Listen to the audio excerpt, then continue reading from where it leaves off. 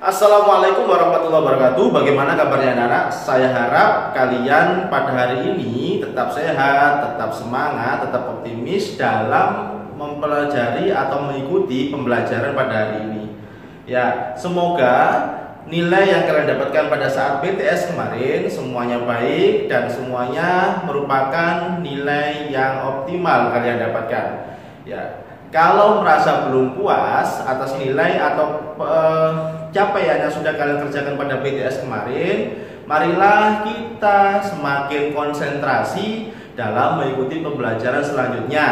Masih ada beberapa nilai yang kosong, masih ada beberapa tugas yang belum diserahkan, tolong segera dilengkapi. Ya, baiklah, untuk mempersingkat waktu saja, sekarang masih kita akan membahas tentang texture pen, tapi kali ini ada yang berbeda. Ya, jika sebelumnya kalian dengan Ustazah Handa sudah mempelajari ciri-ciri unsur intrinsik dan kemudian dengan saya kemarin sudah saya jelaskan tentang struktur texture pen, maka kali ini kita akan melakukan pembelajaran tentang yang namanya aspek kebahasaan dalam cerpen. Aspek kebahasaan itu apa saja? Ya, jadi tujuan pembelajaran pada hari ini ada dua. Yang pertama, sekalian saya harapkan bisa menentukan kalimat itu langsung atau tidak langsung. Bisa mengubahnya, jadi mengubah dari kalimat langsung menjadi kalimat tidak langsung. Yang kedua, di dalam cerpen itu pasti ada majas. Dalam pembelajaran kali ini saya harapkan kalian bisa menentukan majas apa yang digunakan dalam cerita pendek tersebut. Ya, langsung saja saya contohkan begini. Ini ada kalimat langsung dan tidak langsung. Yang pertama akan kita bahas adalah kalimat langsung.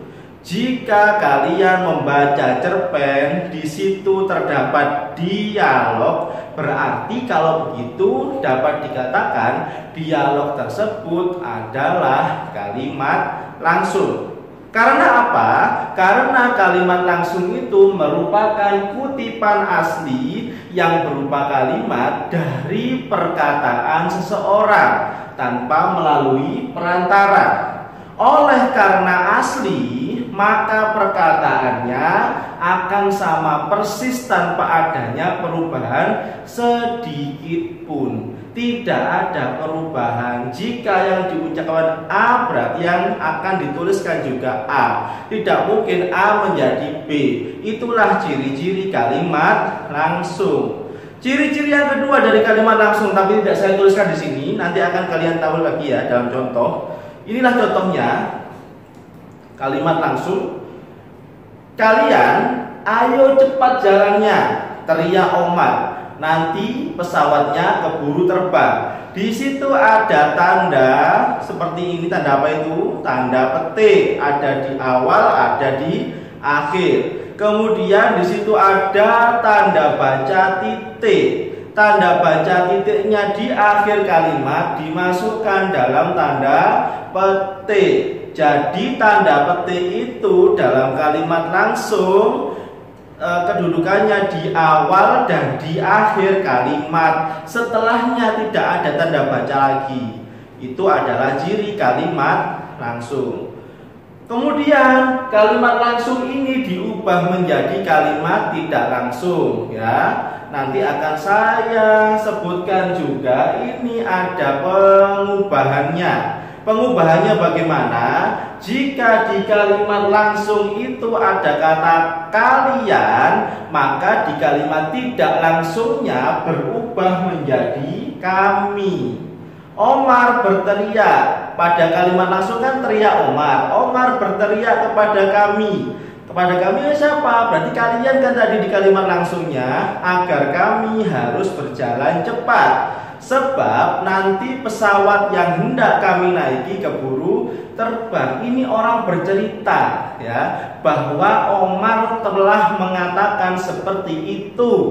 Begitu kan? Nah, ini adalah kalimat tidak langsung. Jadi kalimat tidak langsung itu adalah kalimat yang dikutip atau disadur kembali oleh seseorang dari orang yang berkata, menceritakan kembali. Itu kalimat tidak langsung, ya. Sehingga penulisannya tidak asli atau tidak sama persis atau hanya sebagiannya saja. Pokoknya intinya harus sama dari kalimat langsung. Itu poinnya. Jadi pengubahan dari kalimat langsung ke kalimat tidak langsung seperti ini, poinnya harus sama antara A dan A, antara kalimat langsung yang atas dengan kalimat tidak langsung yang di bawah, harus sama. Berarti siapa yang berteriak? Omar. Di kalimat langsung Omar, di kalimat tidak langsung juga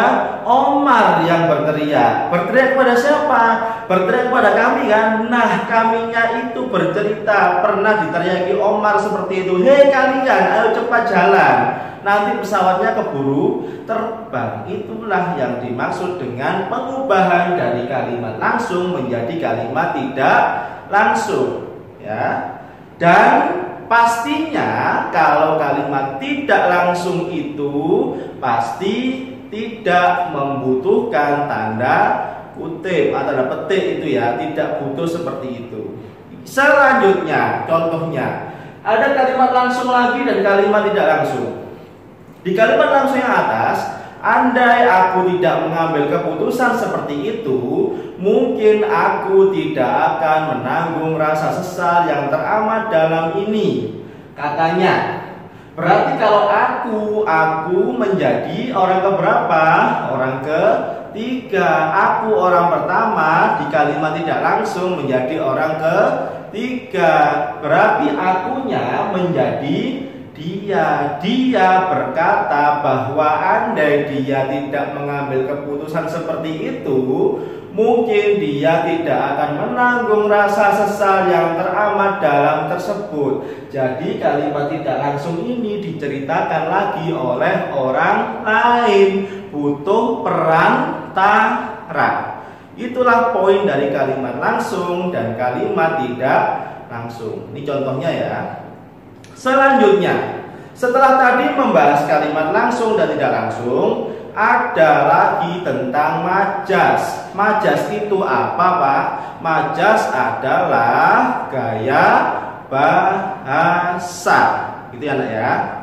Sekarang, fungsinya apa sih majas itu sebenarnya? Fungsinya agar kalimat yang dibaca di sebuah cerpen itu tidak membosankan, tidak menyebabkan orang mengantuk ketika membaca. Ada permainan kata, gitu ya. Dan yang dipelajari pada cerpen itu khusus untuk anak SMP biasanya hanya dua. Yang pertama personifikasi, yang kedua metafora. Ya, apa itu majas personifikasi dan majas metafora? Jika personifikasi itu adalah melekatkan sifat manusia kepada benda mati, tumbuhan bisa, ya, kemudian hewan, dan di situ ada pelekatan sifat manusia. Contohnya apa? Yang pertama, pohon bambu di belakang rumah berbisik-bisik tertiup angin sore. Kata berbisik-bisik ini adalah contoh majas personifikasi. Karena berbisik itu sifatnya siapa? Yang bisa melakukan siapa? Hanya manusia kan? Nah, ketika sifat manusia itu dituliskan ke dalam kalimat yang digunakan untuk tumbuhan atau pohon bambu di kalimat ini, berarti itu sudah merupakan majas. Majas apa? Personifikasi. Yang kedua, setiap pagi alarm ponsel berteriak membangunkanku dari kesiangan. Sekarang benda, ponsel berteriak. Berteriak sifatnya siapa, Nana? sifatnya manusia, tetapi digunakan pada ponsel atau benda mati itu. Jadi itulah adalah cirinya atau contoh dari majas personifikasi. Dan kalimat-kalimat ini nanti dengan mudah bisa kalian temui dalam sebuah cerpen. Yang kedua, ada majas metafora. Kalau metafora itu biasanya dua kata. Dua kata itu punya makna sendiri-sendiri, ya. Kemudian digabung jadi satu, membentuk makna baru. Contohnya apa? Yang pertama, pasar itu sudah dilalap si jago merah. Jika ada yang kata yang dimerahkan ini berarti itu adalah metafora. Si jago merah. Nah, si jago merah itu apa sih sebenarnya? Untuk menyebut api. Makna baru kan? Jago sama merah digabung membentuk makna api. Yang kedua, masih ada tikus kantor di negara ini. Tikus binatang, kantor ya, tempat biasanya. Digabung jadi satu, membentuk makna baru. Apa itu? Orang yang suka korupsi, koruptor, itu tikus kantor. Ya, itu mengarah pada sifatnya tikus yang sering mencuri. Yang kedua, Diana seorang siswi bintang kelas. Saya yakin bintang kelas yang dimaksud bukan bintang yang ada di kelas, tetapi anak yang berprestasi. Ya, itu adalah contoh majas metafora. Saya ulangi sekali lagi. Jadi dalam cerpen biasanya jika taraf SMP ada dua majas yang digunakan. Pertama personifikasi, yang kedua metafora. Itu ya anak-anak ya. Demikian materi yang bisa saya sampaikan pada pagi hari ini. Semoga bisa kalian terima dengan baik materi yang saya sampaikan. Jika ada yang kurang jelas atas materi yang saya sampaikan, kalian bisa bertanya melalui WhatsApp atau di Google Classroom. Tugas seperti biasa akan disampaikan di Google Classroom. Jangan lupa dikerjakan karena waktu pengerjaan masih sampai pukul 8 malam nanti. Jadi jangan lupa karena tugas yang kalian kerjakan, setiap tugas yang kalian kerjakan pasti nilainya sangat berarti. Jadi jangan sampai kosong. Terima kasih anak-anak, mohon maaf atas jika ada kesalahan kata. Terima kasih. Assalamualaikum warahmatullahi wabarakatuh.